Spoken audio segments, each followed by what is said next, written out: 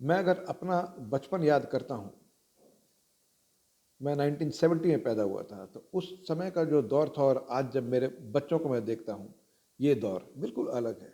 इनके पास इंटरनेट है, गूगल है, दे कैन सर्च एंड उन्हें अपनी इन्फॉर्मेशन कहीं से मिल जाती है। उनके पास रिसोर्सेस हैं, वो जानकारी प्राप्त कर लेते हैं, कुछ भी सीखना हो, कुछ भी जानना हो। लेकिन एक ऐसा दौर भी था जब हम लोग जब पैदा हुए थे, ऐसा कुछ नहीं था। हमें वाक़ई सीखना पड़ता था। तो ऐसे ही एक कहानी मुझे याद आ रही है। एक गाँव में एक रमेश नाम का लड़का रहता था। उसमें सीखने की बहुत भूख थी, काफ़ी कुछ सीखना चाहता था वो। तो रिसोर्सेज़ नहीं तो कैसे सीखे? तो हमेशा सोचता था कि दुनिया में बहुत सारी चीज़ें हैं जिन्हें जानना और समझना ज़रूरी है। लेकिन उसके पास साधन बहुत ही सीमित थे। ना किताबें थी, ना इंटरनेट की सुविधा थी। फिर भी उसने ठान लिया कि वो हर दिन कुछ ना कुछ सीखेगा। तो कैसे सीखे? तो एक दिन अपने खेत में काम कर रहा था, तो उसकी नज़र एक पक्षी पर पड़ी। उसने देखा कि किस तरह से वो अपना घोंसला बना रहा है। उसे थोड़ा ऑब्जर्व किया तो उसे ये सीखने को मिला कि हर चीज़ जो भगवान ने बनाई है, हर जीवित चीज़ जो बनाई है, वो मेहनती होते हैं और उसमें कोई ना कोई कला होती है। जैसे ये पक्षी अपना घोंसला बना रहा है, तिनके उठा के ला रहा है, उसे बुन रहा है, घोंसला बना रहा है। तो ये उसका दिमाग है, उसकी कला है ये। तो उसने देखा, उसे सीखा और समझा।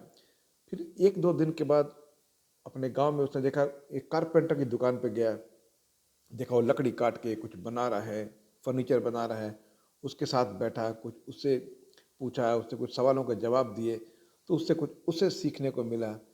फिर 1-2 दिन के बाद गांव के एक बुज़ुर्ग से मिला। बुज़ुर्ग ने उसे अपने पास बैठाया और अपने टाइम की कहानियाँ सुनाई। बुज़ुर्ग जो उनसे भी पहले के दौर के थे, कुछ अपने टाइम की कहानियाँ सुनाई, बताई, परंपराएं बताई, किस तरह वो लोग जीवन जी रहे थे। और आज ये रमेश जो है, ये किस तरह से उनसे बेहतर जीवन जी रहा है, उसे ये सीखने को मिला।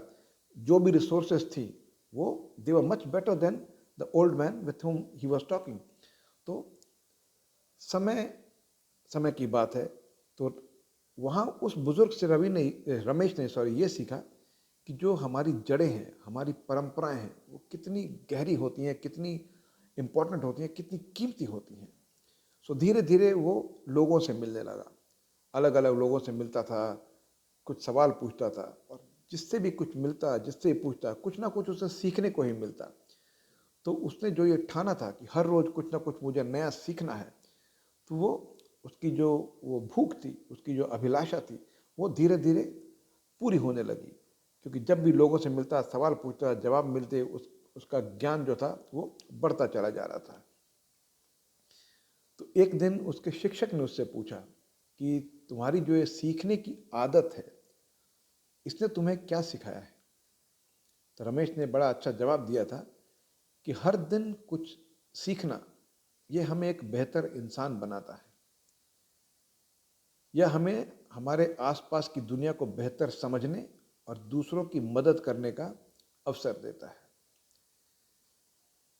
धीरे धीरे रमेश अपने गांव में, अपने एरिया में काफ़ी पॉपुलर होता चला गया और लोग उससे प्रेरित होते चले गए।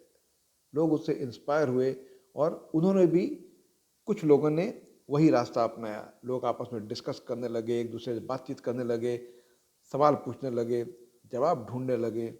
इस तरह से एक अलग तरह का डेवलपमेंट चालू हो गया। तो इन शॉर्ट ये कहना चाहता हूँ मैं कि हर दिन कुछ नया सीखने की आदत हमारे ज्ञान को बढ़ाती है। सिर्फ ज्ञान को बढ़ाती नहीं है, हमें जीवन के हर पहलू को बेहतर बनाने में मदद करती है। अगर ये आदत हम अपने अंदर पैदा कर लें, तो ये हमारे अंदर एक क्यूरियोसिटी जगाती है, हमें एम्बिशियस बनाती है और एक पॉजिटिव सोच का इंसान बनाती है। तो हर दिन कुछ ना कुछ नया सीखने के काफ़ी फ़ायदे हैं। मुझे उम्मीद है ये जो छोटी सी कहानी मैंने आपके सामने पेश की है, आपको पसंद आएगी। और अगर आपके कुछ विचार हैं इस कहानी के बारे में, आप कुछ और अपने एक्सपीरियंस शेयर करना चाहते हैं, please feel free to share. Thank you very much for watching this video and have a great day.